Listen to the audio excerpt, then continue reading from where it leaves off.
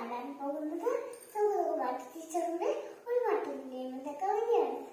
ഒരു പാട്ട് പിന്നെയും പാടി കുഞ്ഞിതാ ചിറകുതിന്നു നീ കാട്ടുപക്ഷി മരുതിന്ന മാമലക്കൊമ്പിൽ ഇച്ചിരുന്നൊടിയാ ചിറകു ചെറുതിളക്കി നോവെന്നോർത്തു പതുക്കെ അനങ്ങാതെ വമ്പണിപ്പെട്ടു പാടിരുന്നു.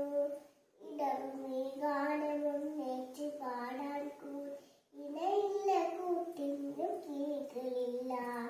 പതിവു പോൽ കുത്തി പിരിച്ചൂടിലടവെച്ചു നിർത്തിയ കൊച്ചുമക്കൾ ആർക്കുമല്ലാതെ വിളിച്ചു